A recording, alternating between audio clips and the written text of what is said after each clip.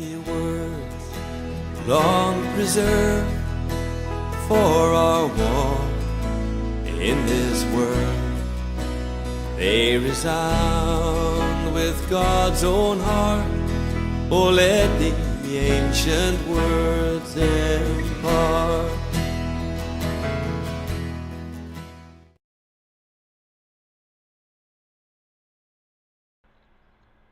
Proponents of same-sex marriage assume that they are making their argument from the moral high ground or the right side of history. The argument in support of same-sex marriage, however, makes one false premise: that same-sex marriage assumes homosexual activity. Opponents of same-sex marriage have been convinced to accept this false premise. The current discussion about same-sex marriage has always shifted to a specific discussion of the morality of homosexual activity. The subjects are, of course, not unrelated. Same-sex marriage and the morality of homosexual activity, even though they are not unrelated, must be considered separately and independently. Certainly, the current discussion has linked the two issues. Let's unlink them. It is a false premise to assert that same-sex marriage assumes the marriage of two homosexual persons. Same-sex marriage, when and where it is adopted, may include marriage of two homosexual persons, but we should not assume that this type of marriage would or could be the only type of same-sex marriage that is possible or desirable by some persons.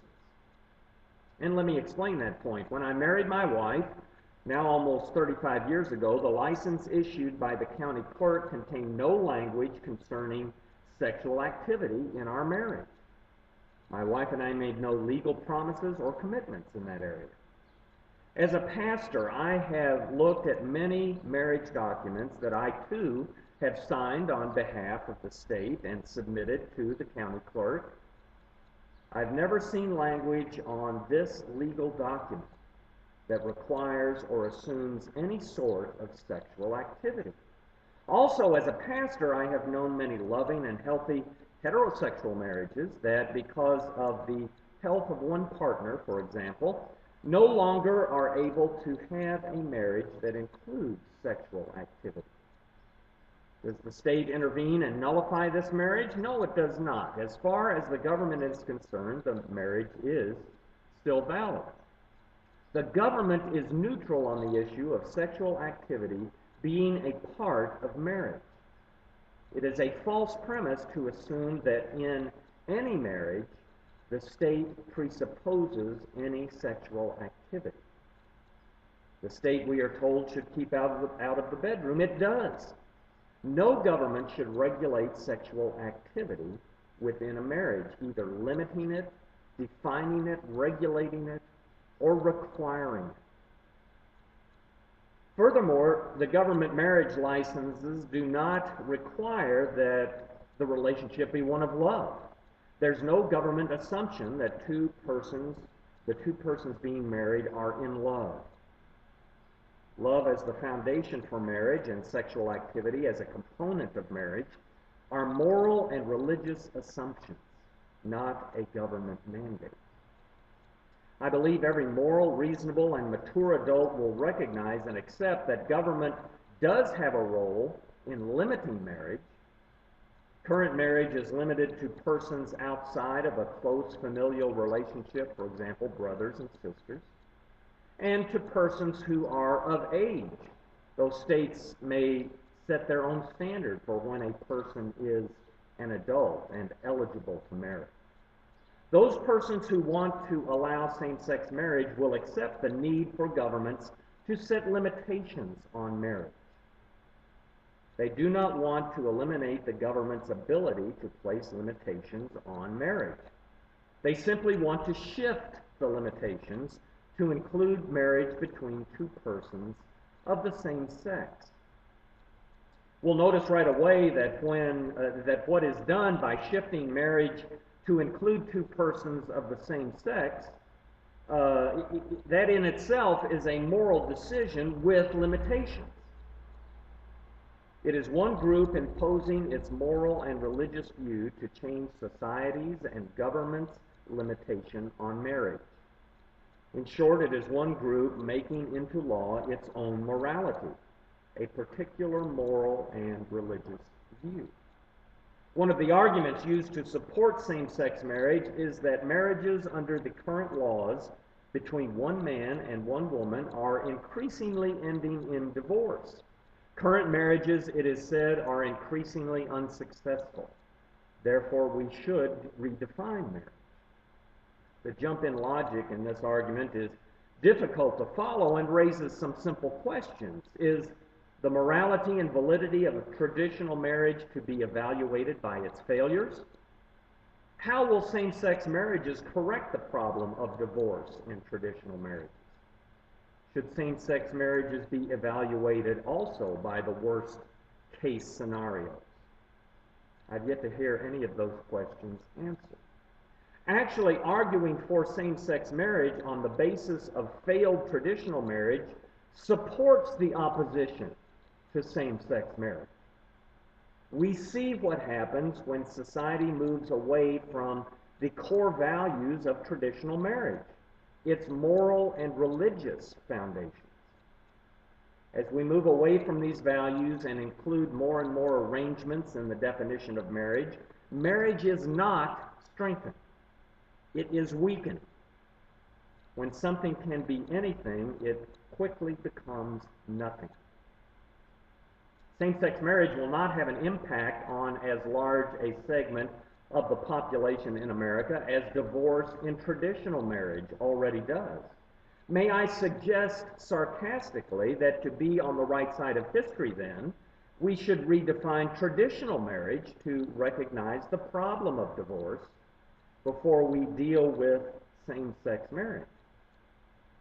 Maybe a government-issued marriage license could be issued for only a limited period of time, say 5 years, and renewable in the same way the government renews a driver's license or any other license. Wouldn't that be also on the right side of history? Now, to continue in this sarcastic tone for the sake of making a point, let us follow our evolving present. Evolution, by definition, is a continuing process. We should not, therefore, as an evolving society, led by the higher order elites, assume that today's stage of evolution is the stopping point. Let us evolve further, as we must, to keep pace with our enlightened leaders. What then is the next step in the evolution of marriage for us? If government does not assume that love or sexual activity is a part of marriage, then to what next should we evolve? Well, I've already sarcastically suggested one possible next step: renewable marriage licenses that would eliminate the need for painful divorce proceedings. Let me suggest another possible and reasonable step in our enlightened evolution. I need to tell a story in order to open your eyes to the possibilities of evolving. I have 3 parishioners, a married man and woman, and the widowed and childless brother of the wife, who is not in the best health. The brother, that is. The brother's only family is his sister and her husband. If the widowed brother becomes seriously ill, it would be so much easier for him and his sister and her husband to visit in the hospital, help in making medical decisions if the three of them were married. They could make some legal arrangements in this area, I'm sure, but I'm told by my friends who support same-sex marriage that these arrangements are best made in the context of marriage. Let's accept that. The husband and wife are also the widowed brother's heirs, so a marriage would create a better legal arrangement if the worst should happen. In addition, the husband is currently out of a job and without medical insurance. If the three of them were married, the husband and wife could be placed on the brother's medical insurance policy. Now, please do not misunderstand me. There would be no sexual activity in this three-way marriage except between the husband and wife, but that is not a requirement or assumption by the government. There would be familial love in this three-way arrangement. They're all consenting adults. They feel that the law of my state should be changed to allow such a marriage for them. It would be, they argue, fair and compassionate. Other than the law, there is only one thing that stands in the way of this three-way marriage. I concocted the entire story. Since supporters of the same-sex marriage want to evolve our definition of marriage to include their moral and religious views, why would the three-way marriage example not be fair and acceptable and evolving? Why should it not be legal? How can we deny the ailing brother, his right to marry? Why not take the next step in the evolution of the definition? Why not introduce renewable marriage licenses? Why not allow for three-way arrangements and more? Let's not stop there. Is not same-sex marriage just a step in the evolutionary process from same-person self-marriage?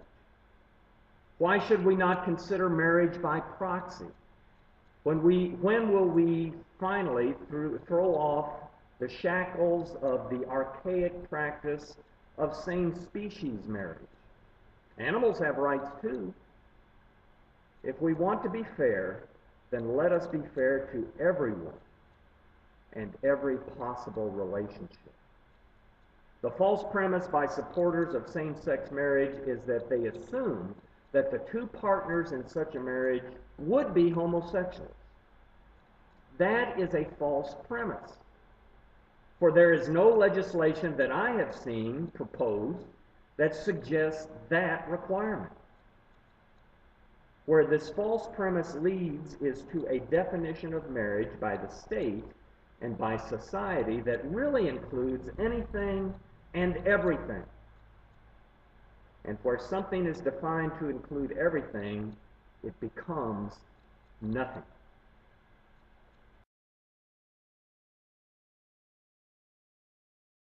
Holy words, long preserved for our walk in this world. They resound with God's own heart. Oh, let the ancient words impart.